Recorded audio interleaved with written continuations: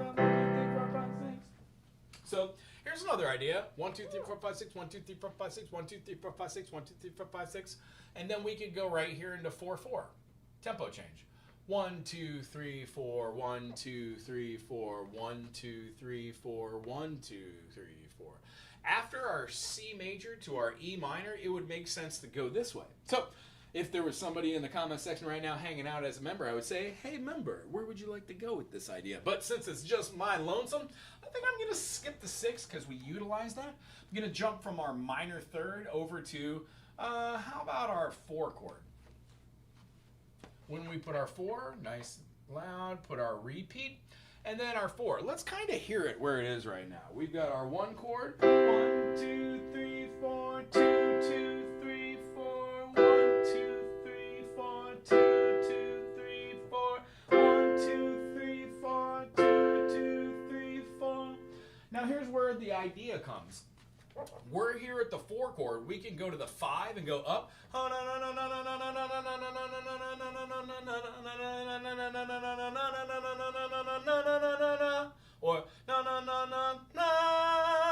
we could do it diminished, or we could go down to 2. So we could have done something like this.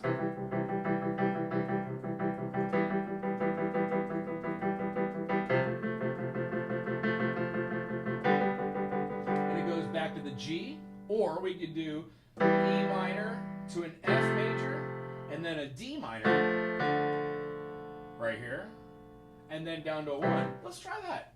Let's put a 2 chord here, and then a 1 chord. Ooh, that has a finality feeling. So when we're doing this one, if we wanted to do the same phrasing, we can do that, or we could switch some of these around. We could add different notes into here to make them extended chords. I usually add extended chords later, unless I have a particular melody involved. Reason being is chords are chords, but as soon as you add that extra note, those 3 notes become a chord, and then these 3 notes become a chord. Gets a little convoluted when you have chords that have 6 or 7 notes in them as extended, and then it leads to different possibilities for melodies. Here, why don't we just do a replication of here? Instead of putting our repeat here, let's turn every chord we used into a dominant, or into at least using the 7th. Minor 7th. So this one would be our C7 here. Oh, I'm sorry. C into C7. We're going to have our E minor into an E minor 7. We're going to have our F major. We're going to turn our F major into an F dominant 7. All right? And then here we're going to have our D minor, and we're going to turn that into a 7. And then our C, we're going to keep as a 7 right on the end. That means that our C7 is the 5th in some key. C, D, E, F, G, G, A, B, C, D, D, E, F sharp, G, A, B, C sharp, D, E, E, F sharp, G sharp, A, B, B, C sharp, D sharp, E, F, F sharp, G sharp, A sharp, B, C sharp. Oh, I think it's the other way. It's in the flats. What do you think? F, G, A, B flat, C. All right, so right here, if we go to a 4 chord, that 4 chord will possibly feel the best. Why? A dominant chord will generally always want to go back into something that is a root or a relative minor. So honestly, we could have gone into the 2 chord or we could have gone into the 7th. Let's hear what that sounds like just at the end. We've got our C to a C dominant, to an E minor, to an E minor 7, and then our F major to an F major dominant, and then into our D minor, and then our D minor has a 7, and then we're playing our C7, and then our C7 goes to our F. Or our C7 could have gone to our D. Ooh, I like that much better. So, what we're going to do is we're going to change this chord into our D minor, and it feels like a stronger resolution, even though it turns this into more of a minor feeling song. We'll talk about tonality if we're changing our modes from major to minor, and then minor to harmonic or melodic, depending on the melody derived. When we're here at the 2, it makes sense to go here over, because that's the way it goes, but this is just a suggestion. You can always go counterintuitive. In fact, most of the bands that we listen to, at least for the non-secular side, for the rock and roll, the reason why Nirvana is Nirvana, or Steppenwolf is Steppenwolf, or the Doors is Doors, or whatever, Fish is Fish, it's because they go against the grain of the circle fifths, family chords. They use alternate chords and different phrasings and melodies, which shouldn't go together musically, kind of, but they do, and they make them work. That's the whole point in front of it. How about this? We'll go from our 2. Let's go from our 2 to our 5. Here, if we were to go to our 2 to our 5, 1, this kind of feels like a very, very standard chord progression. It's called a jazz progression. 2, 5, 1. If we do this again and we follow this 2, 5, 1, I think that's the end of our chorus. I think that's a good refrain. When I do this, because this is the beginning of the A section, I put a double beam. Beginning of the B section, I put a double beam. And I can clearly see that this goes to the end and it's over. This starts here, goes to the end, keeps going through here. This is the end and it's over, and then it starts with our B. Now our B is over kind of abruptly, kind of shortly. At this point, I look and say, do I want to go back and do another verse? Do I want to write that out? Do I want to do a jam section? I think right now the best thing we could do is maybe throw some structure in here. Let's do D, C. Oh, you know what? Let's do a dal segno rather. When we do D, S, Al, how about fine? It'll just go through the song. When we say DS, we're talking about something called a dal segno. A dal segno in and of itself means the sign. When we're trying to use music context or characters, and we're doing something like the dal segno, what we're trying to do is go to the sign from where we are. The sign in music, when we talk about the dal segno, it's a form of telling the reader or the person looking at it that we want to move to a certain particular place. So I would like to move to like right here for the dal segno, and I realized that I didn't really give myself a lot of space here. So let me make this a little smoocher. And then for the dal segno, what we're going to want to do is we're going to draw a line, 2 dots, and then an S through it. When we do our S is going to be over here and end over here. That's it. Our dal segno, just so you can see it, is a line, dot, dot, and then you put a S through it. That dal segno means to go from here to here. And since we're doing the dal segno al fine, that means to go from the sign all the way to the end, fine. Now, it's not written there yet, but essentially will be. That means that when we do this, we're going to do our intro, do our verse, do our chorus, do our verse, do our chorus, and then it changes. Most songs are like A, B, A, and then it ends. Or A, B, A, B, A, B, then it ends. Sometimes you'll have like B, A, B, A, B, A, B, and then ends, ends with the chorus. Or sometimes if you get some fun, weirder writing, you'll have like a jam in the beginning, a verse, a chorus, a C part, which is called ternary, where it changes the idea of the A, and it makes it a little bit different. Notably, when you do this, this is a lot of information, I understand. Notably, you will do something like this. You would have a key signature. Let's say we're doing it in the key of A minor here. We're in the key of C. Well, when you go to a ternary part, it would use kind of the same chord progression, but it would alter it just a little bit. Most often, it's usually a common tone chord modulation, meaning the two triads or chords in music, which are the two closest to each other, would be a major and its modulated minor. It's common tone. So C major, C minor, they're the closest. C, E, G, C, E flat, G. These two are the closest of any three notes in music, even though they sound different. All right, so this would take us through here, and here's where we have to decide. Do we want to keep with the same idea, or do we want to change it? Just for purposes of being awesome, let's modulate to a different key. Cool? So right here, when we do this, we're putting up an A part, but now that it has changed, I'm going to call it a C part because it's in a different key. We're going to take the same progression here, but we're going to put it, let's say, in the key of D. So we were in the key of C, now we're going up a major second. I would put a key change right here, and I would put out to the side F sharp and C sharp and a little treble clef. When I do this, in my markings and my notes, that shows me that I have just modulated to the key of D. You could also write out key of D. Or you don't even have to really put the staff if you don't want to. You can simply put two sharps. Because when you put two sharps, you know that that key has now altered from a key that has no sharps and flats. Whenever we would put a key signature in here, I would put the key right here by the intro so whoever's reading it would know what key to start in. If there is no instruction on what time signature to do, you do common time. If there's no instruction on what key signature you do, you are in the key of C major or A minor, a key that has no sharps and flats. Having said that, I'm simply going to do a copy of my entire A here. 1 chord repeat, 3 chord repeat, 4 chord repeat, 2 chord, and then 1 chord.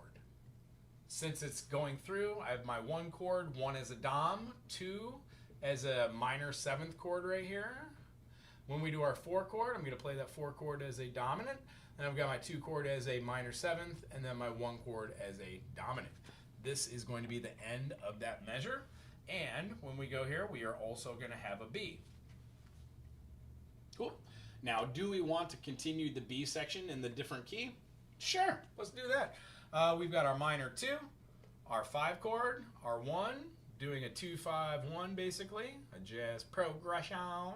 2-5-1, since it's a single line and we're done there, I'm going to make this bar doubled. And then, how about this last one? We've got our C here. The C is essentially our A, so we're going to rewrite that even though we have a key signature change. And then right here, we're going to do an outro. I'm just going to call this the C, and I'm going to make it as the same thing here. Now, what I want to do is show you another really interesting thing. You can do DC al coda. DC al coda. Well, DC means to go to the head, the top, the cabo, tail, and the coda. When you go to the top, the coda, you're going up here to the top of the song and you're going to be doing this intro again.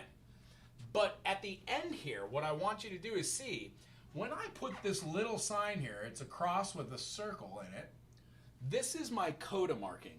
That little marking means that we're going to follow this all the way to the end and then jump down to our other coda marking. Meaning, we're going to take this almost as if we're following like a puzzle. We're going from one point to the other. Now, this isn't really going to change, but I want to just make one little idea. When we do this one, I don't want to do all of this vamping. I kind of just want to give the feeling of the 6th chord, that augmented 1 chord, the 1 chord, the augmented 1 chord, the 6th chord, and then I want to just drone out on this. So I'm going to put this,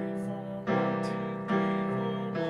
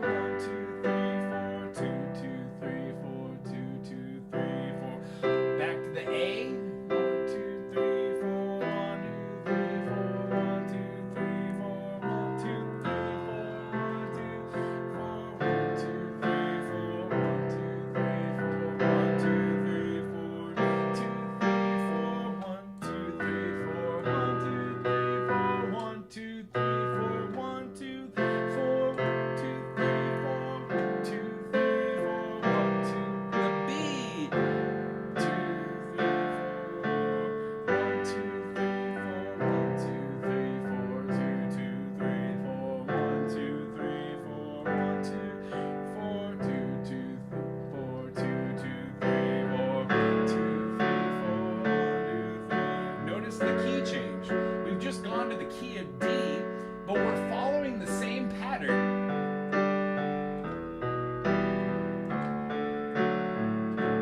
D with our D dominant, F sharp with our F7, then we're going to our G dominant, and then we're playing our E minor 7, and then we're going to be playing our 1 chord as a dominant again. Here comes our B to our E minor, A major, then D, E minor, A major, then D. And after we're done here, we're going to go D, C, alla coda all the way back up to the top because that's where we wanted to go. And we're going to follow that from our D, and we're going to be playing our A minor. 1, 5, 6, 1, 2, 3, 4, 5, 6, 1, 2, 3, 4, 5, 6, 4, 3, 4, 5, 6. Then we've got our C aug. 2, 3, 4, 5, 6, 1, 2, 3, 4, 5, 6, 1, 2, 3, 4, 5, 6, 1, 2, 3. And then we're going to be going over to our outro. And because our outro is following the key signature that we had from our intro, it did not go to that other A section. We would go back to that A minor, to our C augmented, to our C major, to our C augmented, to our A minor. But it would be in 6. So we'd have 1, 2, 3, 4, 5, 6, 1, 2, 3, 4, 5, 6, 1, 2, 3, 4, 5, 6, 1, 2, 3, 4, 6, 1, 2, 3, 4, 5, 6, 1, 2, 3, 4, 5, 6, 1, 2, 3, 4, 5, 6, 1, 2, 3, 4, 5, 6. At this point, I know we're went a little over here, but at this point we would put mezzo piano here. We would put piano, or how about this? Piano in the beginning, mezzo piano, medium loud, and then our medium soft, then soft, and we're going to have a very slight crescendo in our B part, and we're going to go from piano to mezzo piano to bring up that intensity level we had in volume. And then whenever we go from here and we go back up to here, we follow the same markings unless it otherwise needs to be changed, and you would write a whole new section for that, for the dynamics.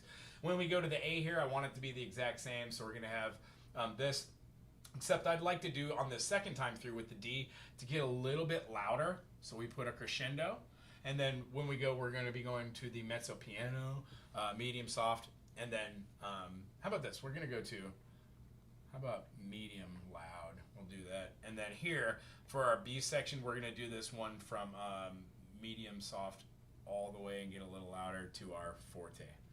And then at the end, we could go from our forte and then decrescendo. Oh, I'm sorry, wrote it on the wrong side. We could do our forte here and then write it as a decrescendo here and then get quiet again. At the end here, I'm going to put D accel, which means a de-accelerando, which means we're going to get a little bit slower at the end. And then you have a maybe like a RET, like a retardando. That would actually just retard the notes so they go a little bit slower at the end for you so you can draw it out and have a grand finale. So I know this took an hour. This shouldn't take an hour. Generally, if I was just writing this, this would take 2 or 3 minutes. Not even. I guess the idea is if you could get into a key signature and you could write a concept and then go back and play over the top of it, fun. I know we played it with the piano, but if we were to play it with the guitar, Aloha.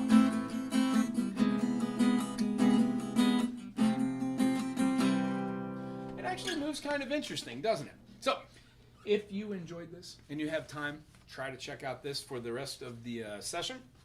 There are 13,000 videos on this here YouTube channel, so I'm certain that there's going to be some sort of place onto which you're going to be able to play these kind of concepts, and you don't have to get as defined as this is. This is a big feat to do.